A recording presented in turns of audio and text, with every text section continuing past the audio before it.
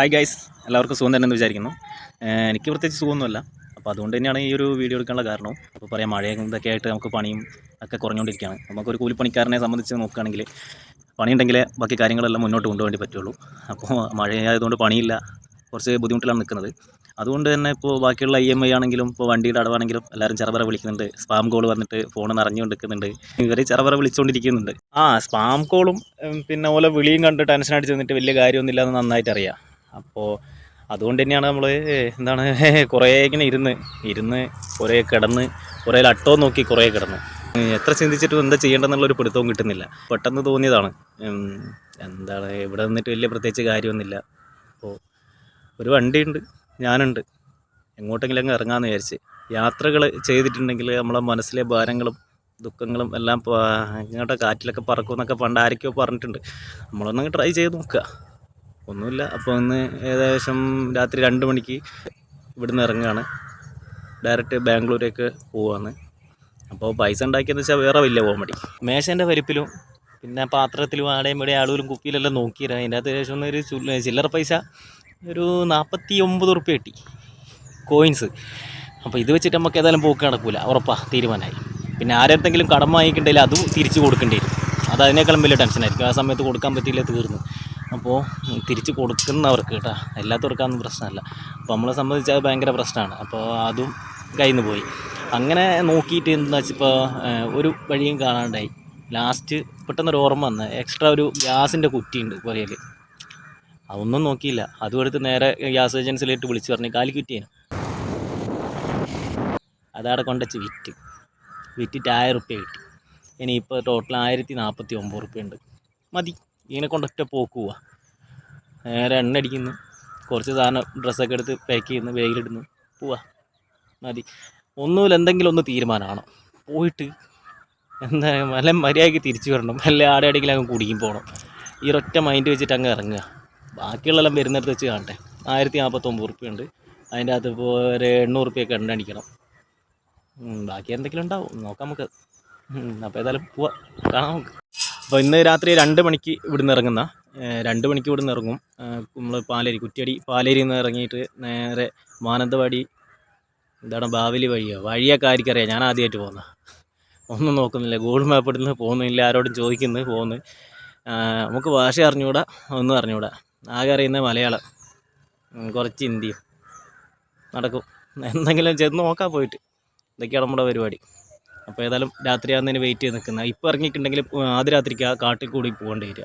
അപ്പോൾ എന്തെങ്കിലും ആനയോ പുലിയോ എന്തെങ്കിലും കുത്തി താമർത്തുന്നതിനെക്കാട്ടും നല്ല കുറച്ച് നേരം വെളുത്തിട്ട് അങ്ങ് പോകുന്ന വിചാരിച്ചു. അപ്പോൾ 2 മണിക്ക് ഇറങ്ങിയിട്ടുണ്ടെങ്കിൽ ഏകദേശം ഒരു 3, 3:30, 4, 4:30 ആകുമ്പോഴത്തേക്ക് കാടിൻ്റെ അടുത്ത് എത്തും.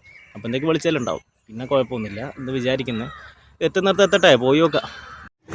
ഇപ്പോൾ സമയം 2 മണി കഴിഞ്ഞ് ഞാൻ വീട്ടിൽ നിന്ന് വണ്ടിയെടുത്ത് ഇറങ്ങി ഗൂഗിൾ മാപ്പൊക്കെ സെറ്റാക്കി നേരെ വിട്ട് പിടിക്കുന്ന പാലേരിയിൽ നിന്ന് കുറ്റ്യാടിയും കഴിഞ്ഞ് തൊട്ടിൽപ്പാലവും കഴിഞ്ഞ് ചുരം കയറി മേലോട്ടേക്ക് ഇങ്ങനെ എത്തി.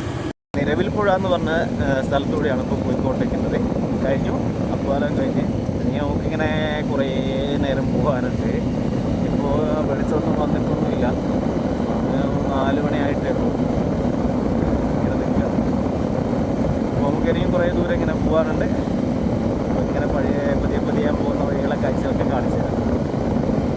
കൂടെ ഞാനും ഇങ്ങനെ കണ്ടുകൊണ്ടിരിക്കട്ടെ.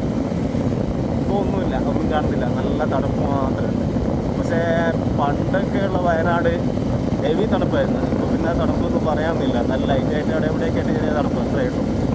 അപ്പോൾ ഏതായാലും ഇതൊക്കെ കഴിഞ്ഞിങ്ങനെ പോകട്ടെ. ഇത് മാനന്തവാടി ടൗണാണ്.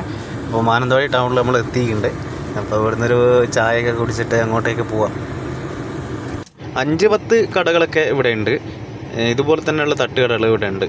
പിന്നെ അതിൻ്റെ അകത്ത് നമുക്ക് കുറേ സാധനങ്ങളൊക്കെ ഉണ്ട്, ഇതുപോലത്തെ വടയും കേക്കും എല്ലാം ഉണ്ട്. നമുക്കതൊന്നും വേണ്ട, അറിയാലോ.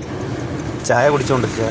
ഇപ്പോൾ ഇവിടെ നിന്നൊക്കെ നമുക്ക് നല്ലൊരു ചായ കിട്ടും. ഇതിനിപ്പോൾ ബോർഡർ കഴിഞ്ഞിട്ടുണ്ടെങ്കിൽ എന്തെന്നാ കിട്ടാൻ പോകുന്നത് എനിക്കൊരു ഐഡിയ ഇല്ല. അതുകൊണ്ട് നല്ല ആസ്വദിച്ച് കുടിച്ച്.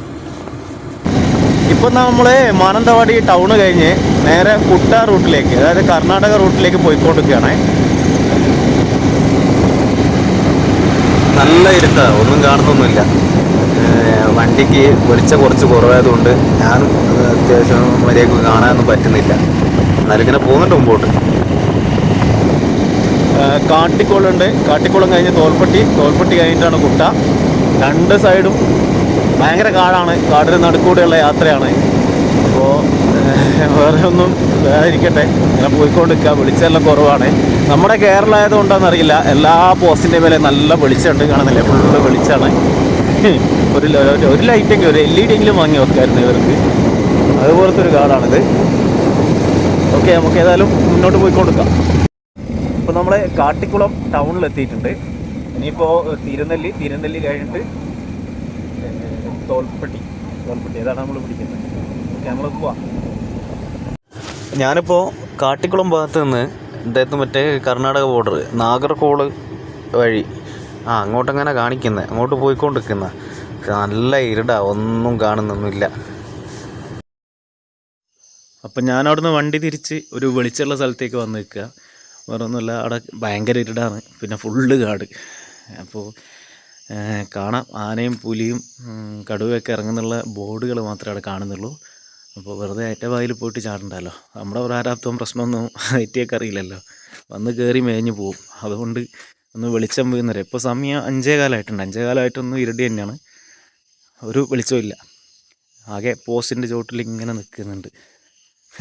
അപ്പോൾ അവിടെ നല്ലൊരു ബസ് സ്റ്റോപ്പ് ഉണ്ട്, ചെറിയൊരു ജംഗ്ഷനാണ്. അപ്പോൾ അവിടെ കുറച്ച് വെളിച്ചം വരുന്നവരെ കാത്തു നിന്നിട്ട് ബാക്കി അങ്ങോട്ടേക്ക് പോവാം.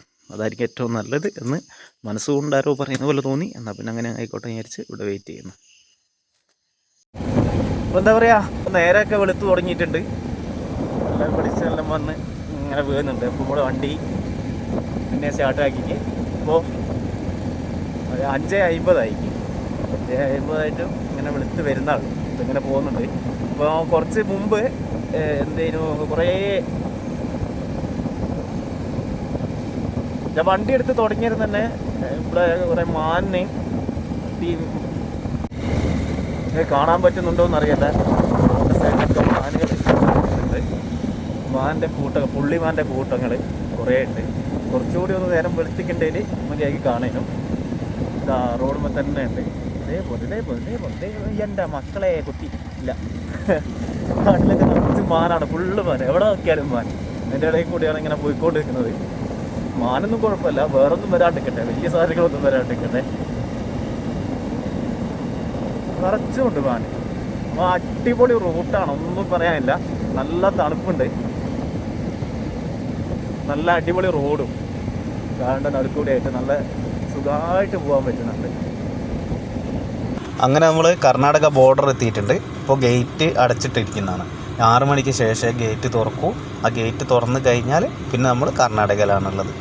അപ്പോൾ ഇനി കർണാടകയിലെ വീഡിയോ ഒക്കെ നമുക്കിങ്ങനെ എടുത്തുകൊണ്ടിരിക്കാം. ഗേറ്റ് തുറക്കട്ടെ, തുറക്കുന്നത് വരെ കാത്തു നിൽക്കാം.